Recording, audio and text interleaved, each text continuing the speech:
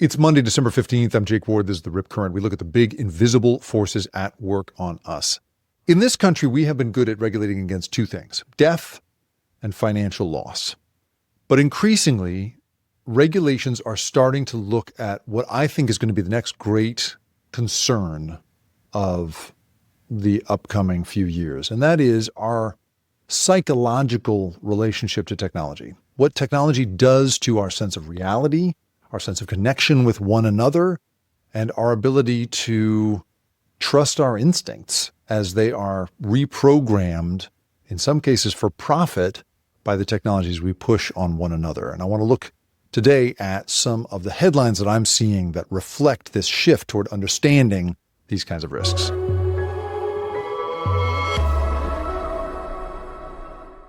I want to start with a speech by the new head of MI6.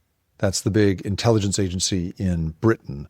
Blaise Metroelli is the new head there. I actually don't know if that's how you say her name properly. I apologize if that's the case. But, she is M, right, as in the James Bond movies. She is the new head of intelligence at MI6. And she gave her first speech on the job, and prominent in that was AI. She talked about Britain being caught in a, quote, space between peace and war, complicated by the rise of artificial intelligence and other technologies, dominated by powerful individuals and corporations. She's looking here at the Venn diagram of power, influence, technology that is not just a question of, who are our enemies of Britain looking to do us harm, but how will they do it, in some cases in ways that they that aren't even the sort of the actions of a nation state, but are simply the sort of secondary effect of the way these technologies work. She said the world, quote, was more dangerous and contested now than for decades, with emerging technologies rewriting the reality of conflict as they converge to create science fiction-like tools. She, talked about we've had all sorts of, hardcore sort of specific threats that somebody like the head of MI6 would have looked at. But in this case, she talked about not just things like robots and drones powered by AI that could be devastating on the battlefield. She also talked about hyper-personalized tools that could become a new vector for conflict and control.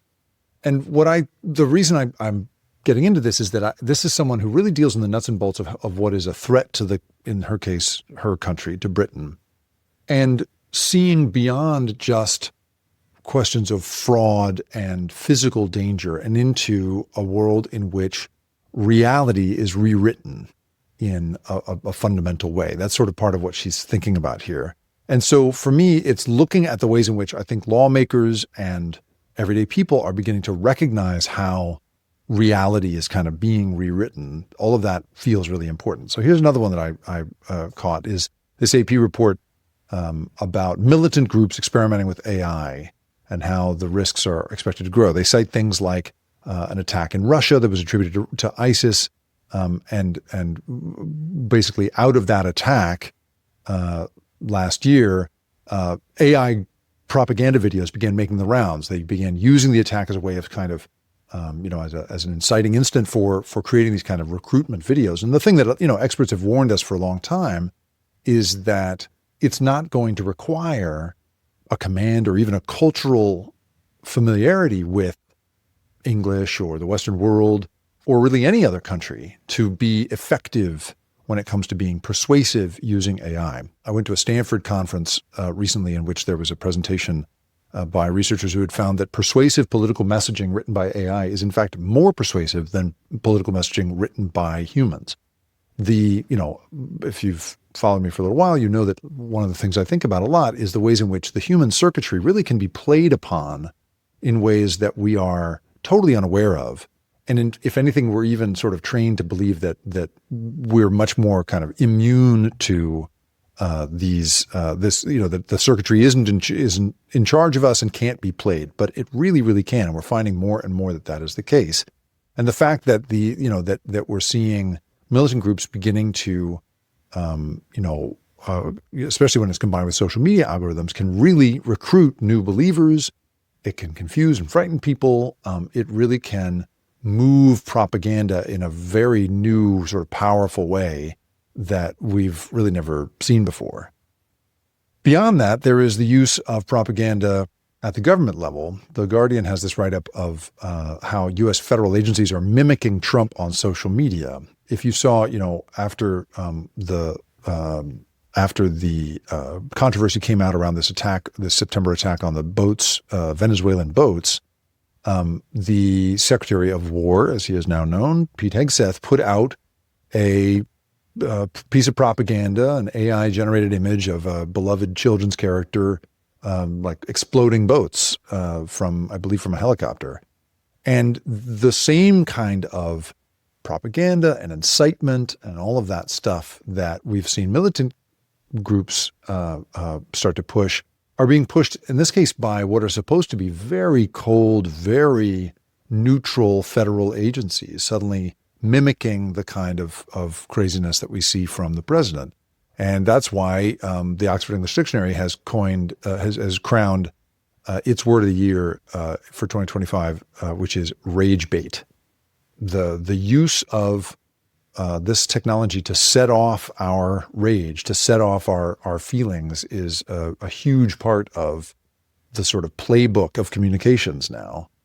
And for me, the way that we've, I think, sort of pushed back on this stuff in the past has been regulation. And I think that there is tremendous, there has been tremendous traction being developed. I was on PBS NewsHour on Friday talking to the anchor there about Trump's efforts to try and grab away from the states the power to regulate AI and give it only to the federal government.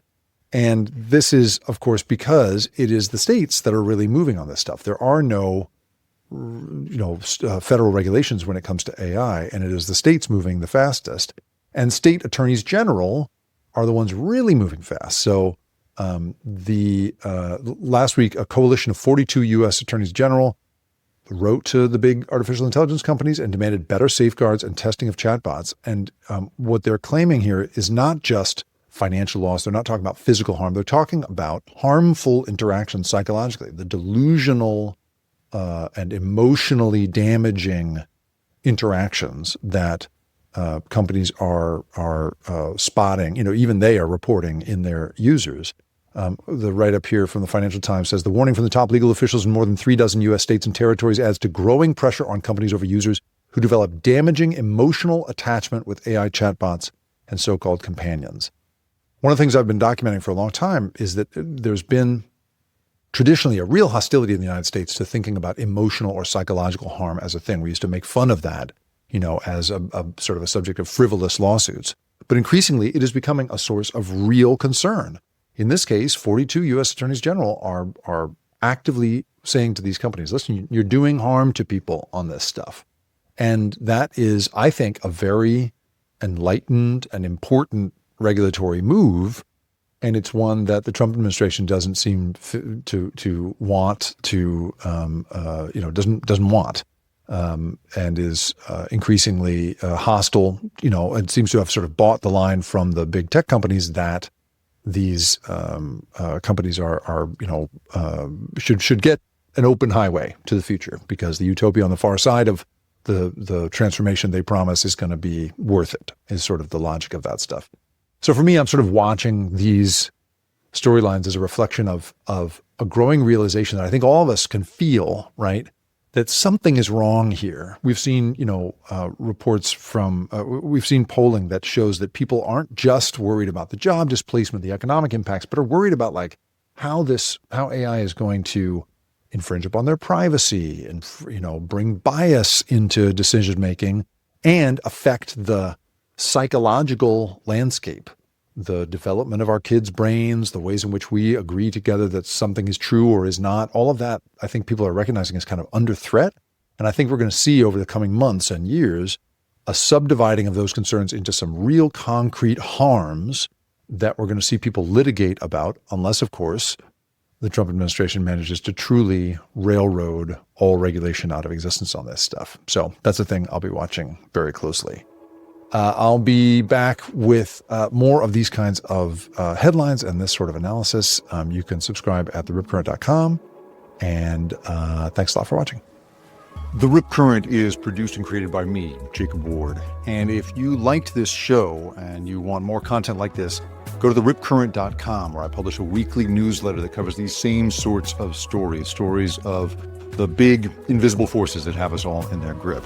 And if you want to really do me a favor, if you could go to where you have listened to this or watched it and like it, share it, or even better, review it. Holy cow, is that helpful? It's the best possible way for me to find a new audience. I really appreciate you being here. Thanks for listening.